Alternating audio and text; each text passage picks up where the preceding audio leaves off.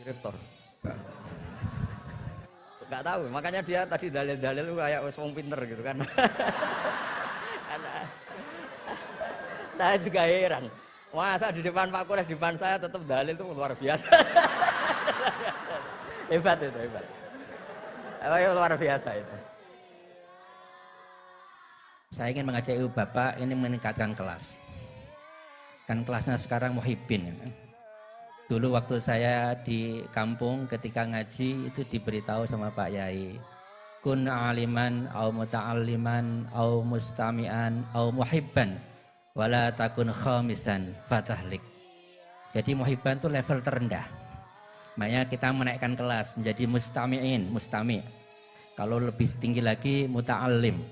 Nah mari bareng-bareng kita yang sekarang menjadi muhibbin menaikkan kelas kita untuk terus ngaji. Mudah-mudahan dengan demikian kita bisa naik kelas dengan. Kemudian ibu bapak, tema yang di depan mungkin bapak tadi berpikir atau dalam batin mengatakan kok kurang i gitu. Memahami Al-Quran dengan meneladan Rasulullah. Karena ternyata meneladani itu artinya bukan menyontoh tapi memberi contoh. Jadi insya Allah kita menyontoh Rasulullah bukan mencontohi Rasulullah. Jadi meneladan Rasulullah bukan meneladani Rasulullah. Dengan demikian insya Allah kita bisa memahami Al-Quran dengan baik. Hari ini itu akan menjadi tema pengajian kita bersama Prof. Quraisy dan Gus Bahak. Ibu Bapak yang saya hormati, mari bersama kita luruskan niat. Ini ngaji, itu pesan Gus Bahak pada saya setiap saat. Harus meluruskan niat ngaji. Ya, kan dengan demikian insya Allah beragam pintu kebaikan akan bersama kita, pintu kefahaman bersama kita, insya Allah ilmu yang kita dapatkan juga akan bermanfaat tidak hanya untuk kita tapi lebih baik atau lebih banyak untuk orang lain. Mari Bapak kita luruskan niat dan sekali lagi terima kasih Prof. Quraisy, Gus Bahak dan semua undangan dan hadirin sekalian yang tidak hanya di ruangan ini tapi juga di masjid penuh dan kita pantau di YouTube jika sudah banyak yang menonton. Mudah-mudahan kita mendapatkan keberkahan bersama-sama. Wassalamualaikum warahmatullahi wabarakatuh. Mohon izin saya ganti peran jadi moderator.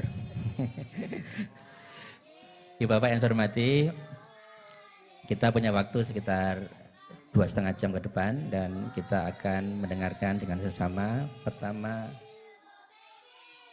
ya Gus. Kemudian nanti dilanjutkan dengan Prof. Quraisy. Mohon Gus Bahak ya. Pengajian apa?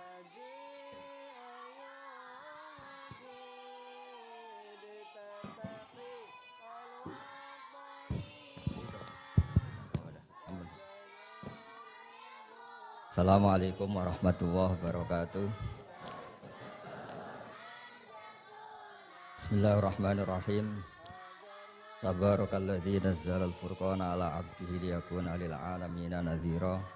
Allahumma shalli wa sallim wa barik ala nabiyir rahmah sayyidina maulana Muhammadin wa ala alihi washabihi ajmain. Amma ba'du. Yang sangat kita hormati bersama Profesor Dr. Quraisy Shihab, semua yang di sini, Pak Rektor, Dekan, semua yang saya hormati juga hadirin. Ini langsung saja saya tadi sudah deal-dealan sama Pak Quraisy untuk jadi provokator. Provokator keilmuan. Kenapa tadi ini sarjana arsitek tapi ngomong tata bahasa meneladan, tidak tahu saya. Begini ya. Saya akan bikin mukadimah nanti yang menyempurnakan Pak Quraisy. Jadi ilmu tafsir itu dimulai dari satu dialog umum. Dialog umum itu bisa perwakilan atau ungkapan atau apa saja.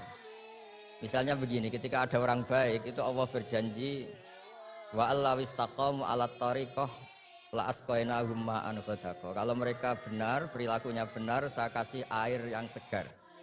Tentu kalau kita tahu orang berkecukupan air itu tidak cukup segalanya.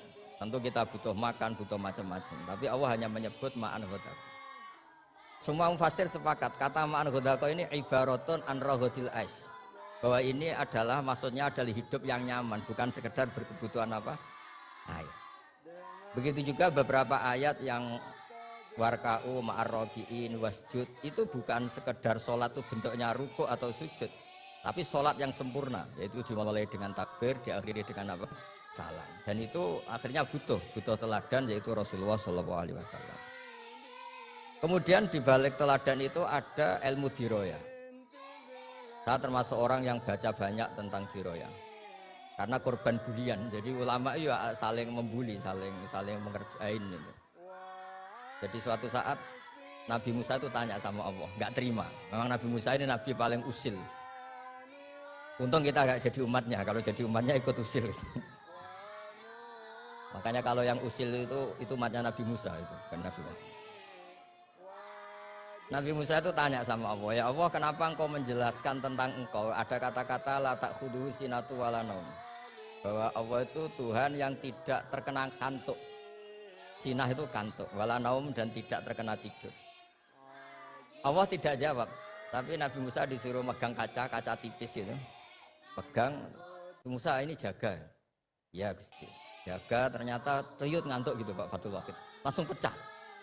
Kamu jaga gitu ngantuk langsung pecah. Bayangkan saya yang jadi Tuhan. Kalau ngantuk sedikit saja alam bisa rusak semua. Terus baru tahu dia, oh penting penjelasan sinatun, tidak ngantuk itu. Kalau rektor kadang-kadang ngantuk boleh Pak Fatul Wahid, nggak apa-apa ya. Karena ada Tuhan, nggak apa-apa. Ngantuk ya nggak apa-apa, salah ya nggak apa-apa, marah ya nggak apa-apa. Karena bawahnya tidak berani negur. Yang nggak boleh salah itu anak buah. Saya ini kata pejabat UI itu Dewan Pembina, jadi memang berhak adalah Pak Rektor dalam struktur. Itu kalau pakai struktur UI, kalau pakai struktur ulama lebih boleh lagi. Jadi diroyah itu penting, karena dengan diroyah itu yang disebut Quran datar, itu kemudian punya makna yang luar biasa. Tapi kalau kita tidak punya diroyah, maka kesannya Quran itu nyuwun sewu itu datar. Itu masalah besar bagi kita sebagai peneliti Quran. Makanya kadang-kadang itu butuh, tadi saya bilang sedikit provokatif. Karena diskusinya ulama itu juga dimulai dari provokasi. Sedikit cerita perdebatan ulama yang ekstrim. Mu'tazilah itu berpendapat Allah itu hanya menghendaki kebaikan. Karena Allah itu melarang keburukan. Kalau Allah menghendaki keburukan ini paradok. Bagaimana mungkin melarang tapi menghendaki. Jadi Mu'tazilah bingung kalau ngartikan ayat fayudillu wa mayasa wa yahdi mayasa. Terus kata Imam Sanusi itu pengarang kitab Ummul Barohin. Berdebat begini, kalimatnya begini. Idzan waqa'a fi mulkihi ma la yuridu. Kalau kejelekan itu Allah tidak menghendaki, maka banyak di alam raya ini kejadian yang Allah tidak tahu. Jadi kalau Allah dilapuri, ya Allah di dunia banyak maksiat. Waduh itu di luar kekuasaan saya, itu kan masalah ya. Kadang-kadang jawaban provokatif gini itu bisa menghentikan lawan debat.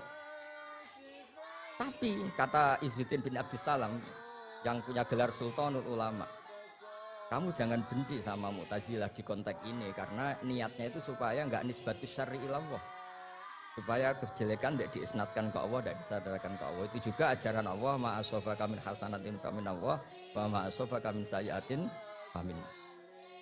Tapi ahli sunnah tetap saja berpikir khairihi wa syarrihi minah. Nah, tapi nggak boleh ditanyakan ya. Kalau kamu tanya ini tak cap jadi umatnya Nabi Musa, nggak boleh tanya bab qada qadar. Karena panduannya Rasulullah SAW ngendikane idza dzukiral qadar fa'amsiku. Kalau sudah diskusi qada qadar kamu harus diam. Yang bicara kriminal, pidana. Tapi saya memberi contoh betapa perdebatan diroyah itu penting. Nabi wa Khalilur Rahman Ibrahim itu juga sering debat, malah sama Allah, enggak sama Pak Kores atau sama Pak Rektor. Suatu saat Nabi Ibrahim itu mau meninggal, kata malaikat Israel, Ibrahim kamu mau meninggal? Enggak, saya enggak mau meninggal. Kenapa? Karena saya gelarnya Khalilur Rahman, kekasih Allah. Hubungannya apa? Ara'aita khalilan yumitu khalilah, masa kekasih membunuh yang dikasih ini enggak benar? Malaikat kan nggak biasa debat, naik Israel tanya, ya Allah ini logikanya gini, ini gimana ini? Nggak pernah kuliah malaikat, nggak bisa debat malaikat. Allah itu enak saja jawabnya, bilang ke Ibrahim, wahal ra'aita habiban yakrahu ajal ko habibah. Masa katanya kekasih Allah ketemu kekasihnya ada siap? Oh iya mati nggak apa-apa, mati nggak apa-apa. Jadi kalau kamu takut mati itu belum kesayangan Allah. Kok takut semua toh? Padahal tidak kaya juga, tidak makmur juga, tapi takut mati. Nah, itu juga ada dialog.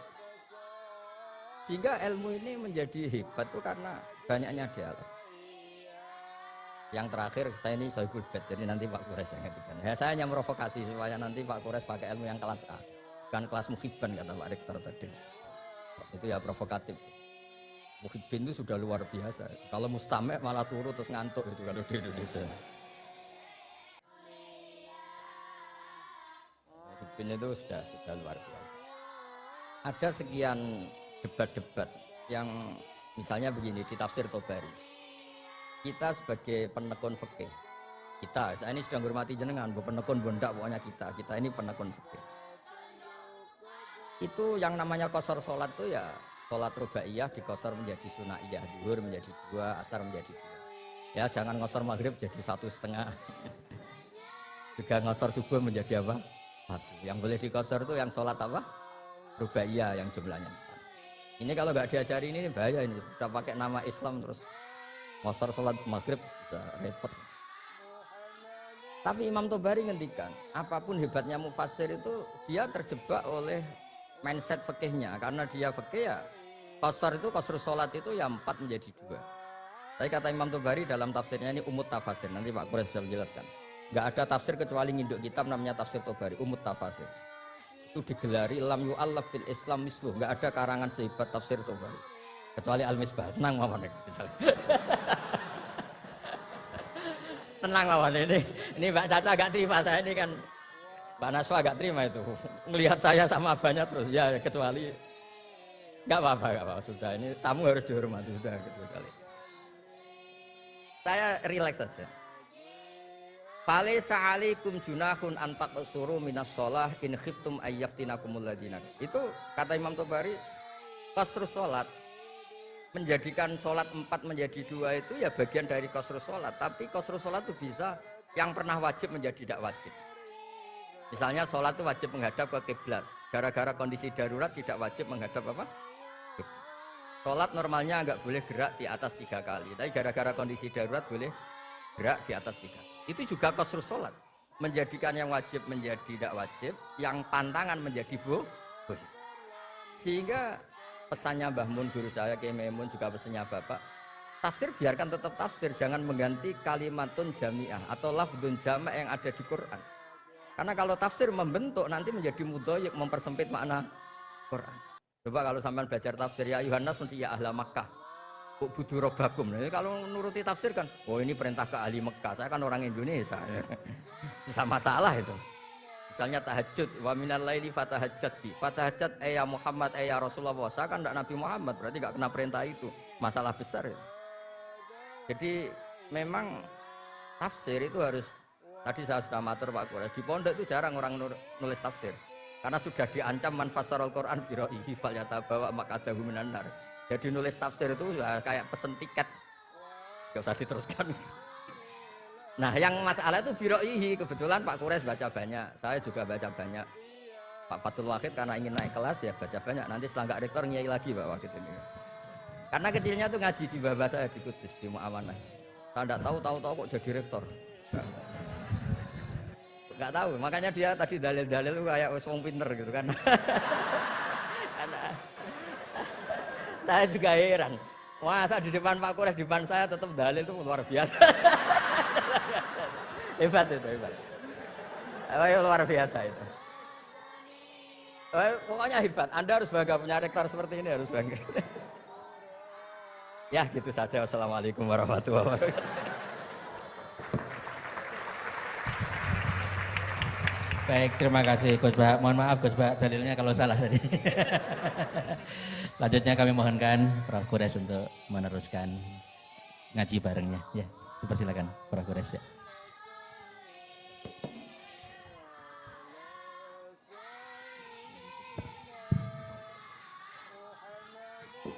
Bismillahirrahmanirrahim.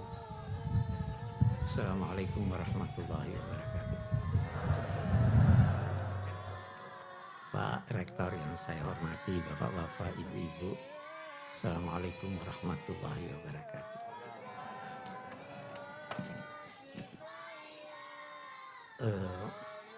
Saya tidak bisa seindah Gus Baha.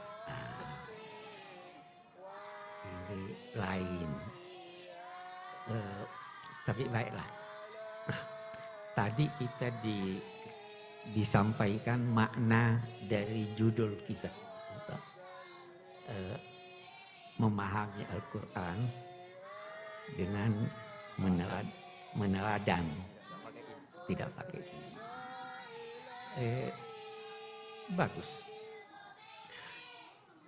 Saya juga waktu pertama lihat surat itu, saya ini pasti kurang I. Baru saya tahu sekarang, oh memang disengaja I-nya dibuang. Tapi waktu saya renung-renung itu, saya ingin balik. Kalau di sini memahami Al-Quran dengan meneladan Rasulullah, bisakah kita berkata meneladan Rasulullah itu harus memahami Al-Quran? Karena kalau Anda tidak paham Al-Quran, Anda tidak bisa meneladan Rasulullah. Jadi lari di tafsir.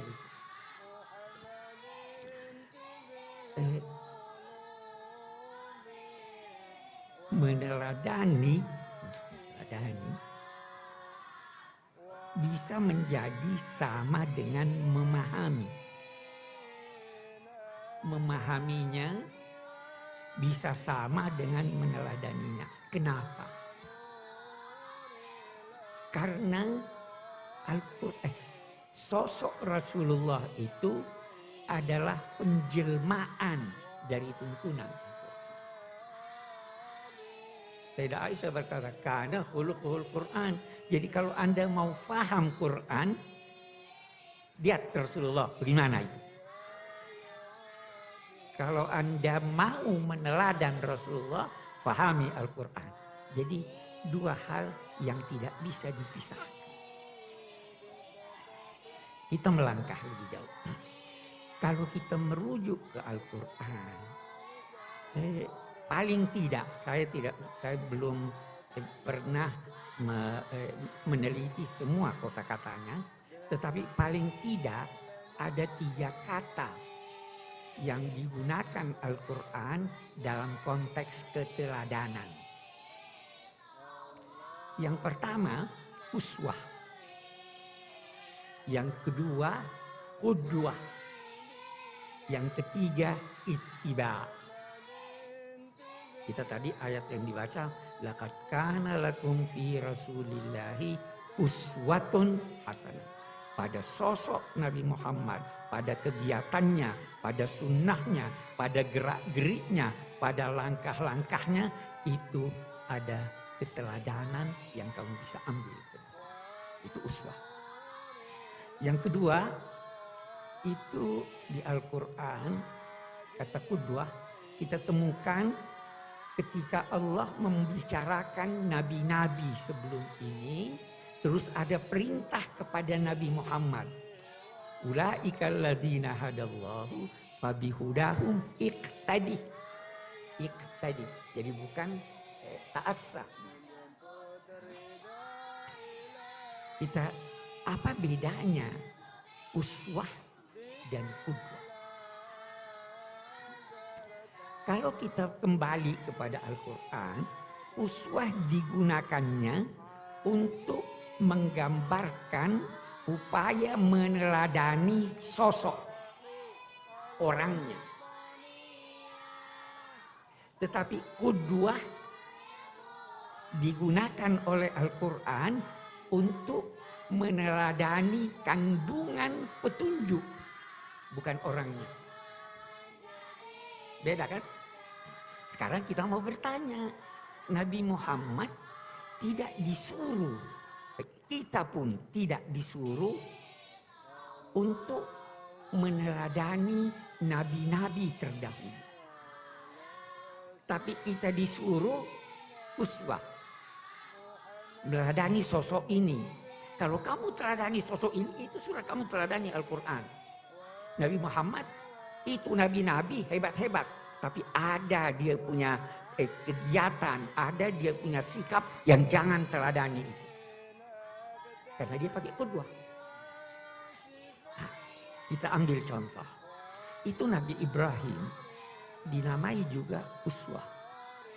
Tetapi laqad kana lakum fi Ibrahim uswatun hasanah walladzina amanu ma'ahu uswatun hasanah. Baru dia lanjutkan illa qaula Ibrahim. Kamu boleh contohi dia kecuali satu. Sudah dikecualikan. Kecuali apa? Dia setelah mengetahui bahwa ayahnya tidak mungkin akan beriman, dia masih mau doakan. Jangan tiru itu. Jadi tidak mutlak loh. Kita lihat Nabi Musa, hebat Nabi Musa. Tapi ada yang tidak bisa diteladani dia. Mau lihat contohnya, waktu dia kembali dari pertemuan dalam 2 tanda petik dengan Tuhan. Dia dapati kaumnya menyembah anak sapi. Dia marah, dia lempar itu al-alwah, dia tarik rambutnya saudaranya. Itu perlu diteladani atau tidak? Tidak. Ya kata khutbah. Nabi Yunus. Nah, kita lihat sekarang, kita disuruh tidak usah banyak masalah. Semua yang ada dipraktekkan oleh Nabi Muhammad, silahkan contoh. Itu sebelum kita jauh, kita pahami. Yang ketiga, ittabi'u. Apa itu? Ayatnya itu. Fa'aminu bihi wattabi'uhu. Percaya pada, telah datang kepadamu seorang nabi yang ummi dan seterusnya, baru percayalah kepadanya dan ikuti dia. Hanya saja kita lihat ittabi'u itu beda dengan tabi'ah, itu beda dengan ittaba'ah. Kalau tabi'ah mengikuti, Anda bisa berkata, bayangan saya mengikuti saya. Tapi kalau ittaba'ah, itu bersungguh-sungguh kamu mengikuti. Kenapa bersungguh-sungguh ya Allah? Bersungguh-sungguh mengikuti. Sebelum bersungguh-sungguh mengikuti, kamu harus bersungguh-sungguh memahami apa yang dikerjakan oleh Nabi Muhammad, baru kamu ikuti. Jangan sampai itu kekhususan buat dia. Ada satu orang ya. Satu orang berkata, saya mau ikuti Nabi Muhammad. Bagaimana? Dia kawin banyak, saya mau kawin juga. Boleh enggak? Ibu-ibu boleh enggak? Syekh Ali Jum'ah, itu mufti Mesir, sekarang sudah pensiun. Dia katakan orang yang berkata begitu sombong dan bodoh. Dia sombong, dia mempersamakan dirinya dengan Rasulullah. Dan bodoh, dia tidak tahu mengapa Rasulullah kawin banyak. Jadi ittabi'u, pelajari bahwa ini demikian, tahu apa sebabnya begitu, baru ikuti. Karena ternyata kita, sebelum lanjut lagi, kita mau berhenti sejenak di sini. Kenapa Allah memerintahkan kita mengikuti sosok itu walaupun Anda tidak paham Quran? Ya kan, karena sama dengan Quran. Saya mau cerita. Saya dulu waktu ujian PhD saya, sampai sekarang saya masih ingat satu pertanyaan dari penguji. Dia tanya begini, coba terangkan pada saya makna hadis kuntu nabiyan wa adam bainar ruhi wal jasad. Saya telah dipersiapkan Allah menjadi nabi, sedang waktu itu Adam masih dalam proses kejadian. Jadi dalam 2 tanda petik Tuhan sudah punya rencana. Dia sudah siapkan segala sesuatu. Saya waktu ditanya itu tidak bisa jawab. Jadi, bagaimana? Akhirnya saya jawab begini, Saya merasa saya diilhami sesuatu jawaban. Saya jawab, itu persoalan metafisika. Tidak ada yang bisa jawab soal metafisika. Dia terus, itu guru saya masih hidup sampai sekarang, sudah tua. Istata'tal harab. Kamu berhasil menghindar dari jawaban. Setelah selesai beberapa hari saya berkunjung sama dia. Saya bilang, saya mau tahu apa jawabannya itu. Dia cerita panjang. Dia cerita bahwa memang Nabi Muhammad sudah dipersiapkan oleh Allah sejak awal. Ini kesayangan saya. Ini saya akan didik sendiri. Ini saya akan pilihkan yang terbaik buat dia. Baru dia cerita, bagaimana itu? Kenapa ayahnya meninggal sebelum dia lahir? Kenapa begitu lahir lantas ibunya antar dia ke ini, begitu dikembalikan meninggal ibunya. Kenapa dia tidak pandai membaca? Kenapa dia dilahirkan, tumbuh besar di ini dari Mekah? Itu rencana Tuhan. Apa rencana Tuhan? Baru dia katakan, ada 4 faktor penting yang bisa membentuk manusia. Yang pertama, ayahnya. Ayah itu bisa membentuk. Yang kedua, ibunya. Yang ketiga, bacaannya. Yang keempat, lingkungannya. Allah tidak mau keempat faktor ini mempengaruhi Nabi Muhammad. Itu persiapannya. Jadi meninggal ayahnya, setelah selesai tugasnya membuai, sampai kamu tidak ada tugas lagi. Ibunya begitu ini, kasih yang lain, tidak ada pengaruh ibu. Itu. Jadi dia ingin mendidik. Itu sebabnya Nabi bersabda, adabani Rabbi fa ahsana ta'dib. Tuhan yang mendidik saya. Lulus ujian, oh ini sudah lulus nih, teladani aja dia. Tidak baca Quran, tidak mendalam pengetahuan tentang Al-Quran, teladani aja dia.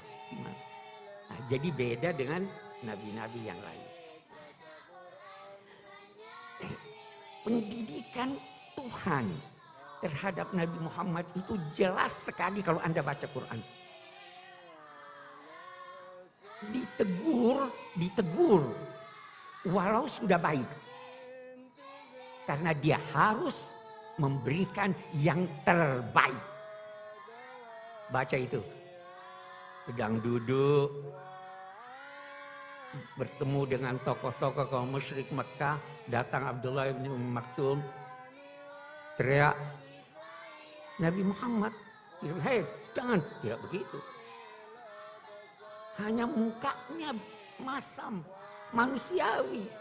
Tapi ditegur, abasa wa tawalla ja'ahul a'ma. Datang orang-orang munafik, minta izin, wahai Nabi, saya tidak bisa ikut perang. Nabi berkata, tidak usah, ditegur. Lima adzinta lahum hatta yatabayyana. Kenapa kamu izinkan dia pergi sebelum kamu buktikan bahwa kamu bohong?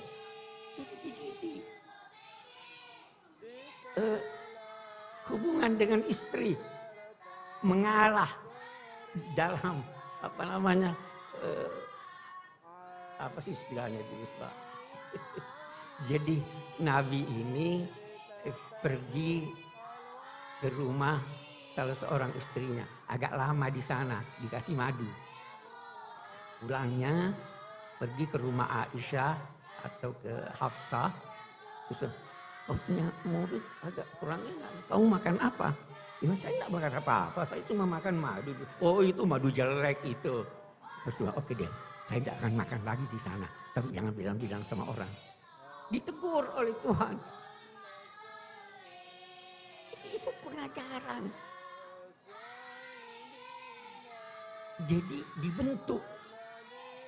Teladan. Oke. Itu sebabnya laqad kana lakum fi Rasulillahi uswatun hasanah. Itu aman.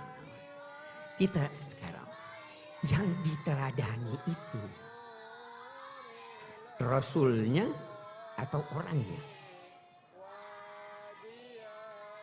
Kalau kita baca ayat ini, laqad kana lakum fi Rasulillahi uswatun hasanah, dalam sosoknya sebagai Rasul, ya kan?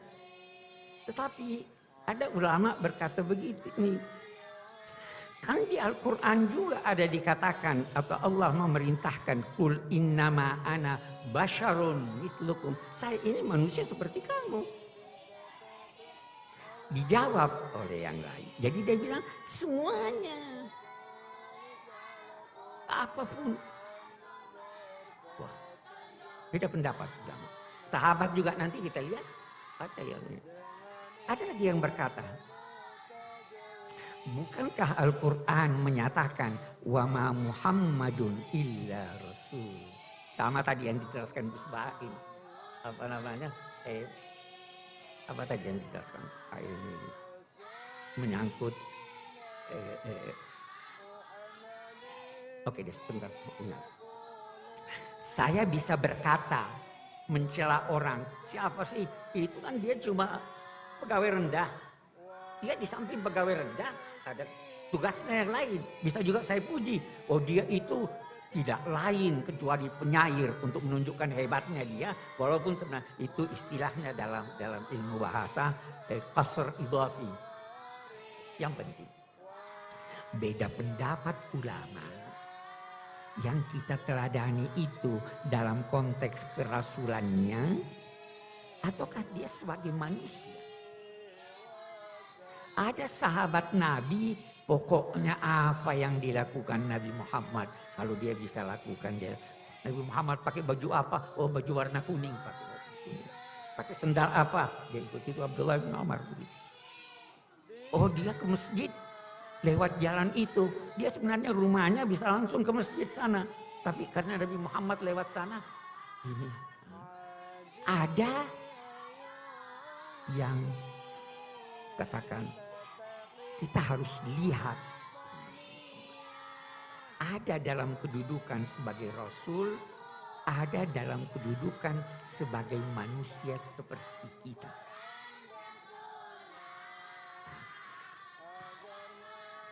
Sehingga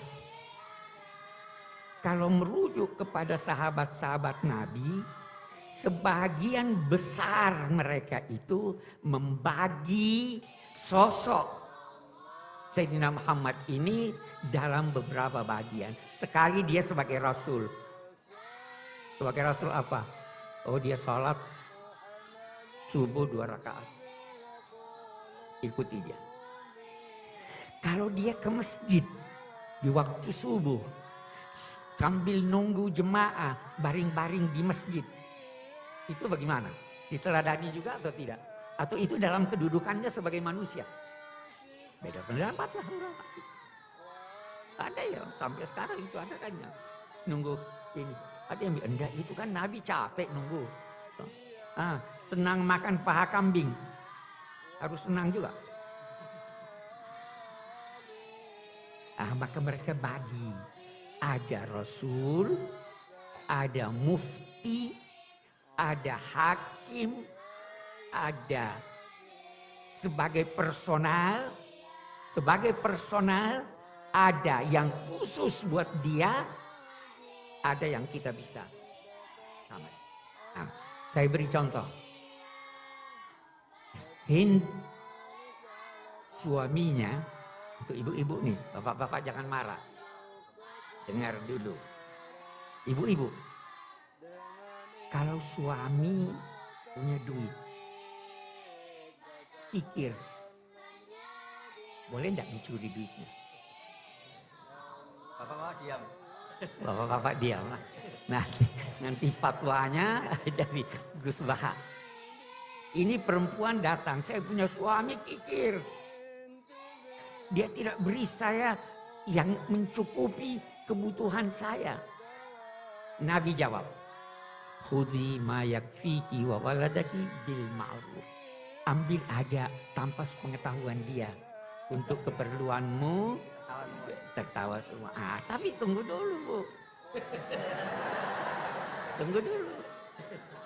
Ini dalam kedudukan beliau sebagai mufti atau dalam kedudukan beliau sebagai hakim yang memutus perkara. Kalau sebagai mufti, ibu boleh ambil. Tapi kalau sebagai hakim yang memutus perkara, ini hanya khusus untuk kasus ini. Karena itu, kalau fatwa Nabi pasti benar. Tapi kalau ketetapan hukumnya benar secara formal, tapi belum tentu benar secara substansial. Ini sudah dibagi-bagi oleh ulama. Dari dulu, kata ulama-ulama kita, itu sahabat-sahabat Nabi sudah bedakan Nabi. Sering mereka bertanya, ini perintah Tuhan atau pendapatmu? Kalau perintah Tuhan, kami anak wa ta'ala. Tapi kalau pendapatmu, tunggu dulu. Ada seorang perempuan namanya Burairah. Dia sudah punya hak untuk berpisah dengan suaminya. Mughith. Dia merdeka, suaminya masih budak. Jadi dia mau tinggalkan. Suaminya Mughith ini datang pada Nabi, wahai Nabi, tolong bujuk istri saya biar kita bisa hidup lagi bersama. Nabi, dia lihat ini si suami jalan di belakang istrinya menangis. Rasul bilang sama Al-Abbas, coba lihat itu cinta luar biasa. Nabi pergi kepada Burairah, kembalilah hidup rukun lagi. Burairah bertanya, ini perintah atau saran? Kata Nabi, ya saya cuma saran. Kalau saran saya tidak mau. Itu karena mama. Ya, jadi ini yang saya katakan, kita harus pandai-pandai. Jangan semua yang dilakukan Nabi kita ini. Ada yang dilakukan berdasar adat istiadat masyarakatnya. Saya pernah ditanya, Pak Pras kok enggak pernah saya lihat pakai kopiah putih. Saya bilang menurut saya ini lebih bagus dari kopiah putih. Kenapa? Ini adat kebiasaan bangsa saya. Allah memerintahkan kita melakukan ma'ruf. Jadi meneladani Nabi dalam pakaiannya bagaimana? Saya katakan kalau Anda meneladani Nabi pada pakaiannya karena cinta pada Nabi, Anda dapat pahala bukan karena pakai tapi karena cinta Anda. Karena Nabi juga tidak selalu pakai pakaian orang Saudi. Pernah pakai pakaian dari Mesir, pernah pakai dari Yaman. Jadi sekali lagi meneladani dengan sungguh-sungguh setelah kita memahami. Dalam konteks kehidupan bermasyarakat seperti itu. Seringkali perbedaan pendapat itu Nabi boleh silahkan. Tidak usah bersikeras. Karena itu ada ulama berkata, sekarang kita ambil contoh yang paling populer. Salat, baca Fatihah. Pakai bismillah atau tidak? Ada yang berkata, ya kan? Ada yang pakai bismillah. Ada yang tidak pakai bismillah. Ada yang bismillahnya. Ada yang kompromi, Imam. Ada yang melihat yang nugasin. Itu. Ini bagaimana ini? Yang mana yang diteladani? Ya kan? Ada ulama yang mentarjih. Oh ini lebih kuat. Itu lebih. Oke silahkan. Tapi ada ulama yang saya menganut seperti itu. Apa itu? Nabi mempraktekkan aneka praktek sehingga semua benar. Ini yang berkata baca bismillah, itu memang Nabi baca bismillah. Yang tidak baca itu memang waktu itu Nabi tidak baca. Jadi rukun kan? Tidak usah saling mempersalahkan. Itu teladan dari Nabi dalam kehidupan bermasyarakat. Bagaimana teladan dari Nabi dalam kehidupan masyarakat plural? Kita baca Piagam Madinah, kita baca pelayanannya kepada non-muslim dan lain-lain sebagainya. Itu kita teladani Nabi. Jadi terus saya mau ambil kesimpulan supaya kita ada. Saya masih ingin dengar dari Gus Baha. Saya ingin ambil kesimpulan. Anda mau teladani Nabi banyak sekali. Saya hanya 4.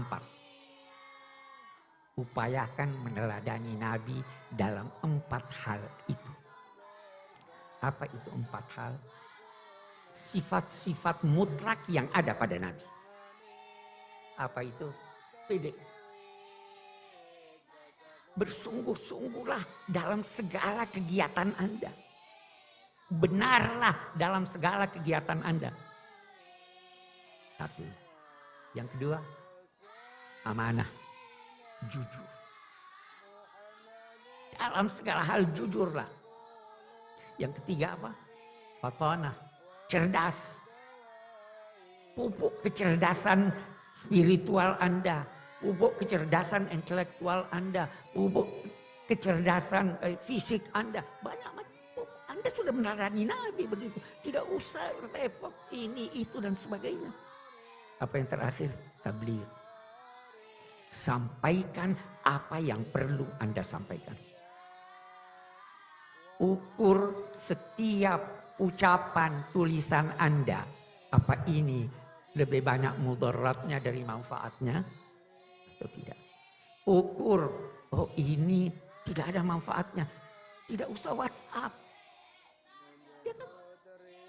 Itu kita sudah teladani Nabi itu. Ukur akhlaknya.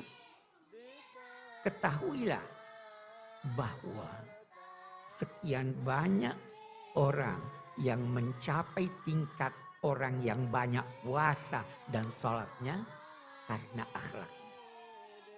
Itu kita teladani Nabi di sini. Daripada repot-repot segalanya, beda-beda. Itu praktis. Saya kira itu kesimpulannya dapat saya sampaikan. Baik, terima kasih.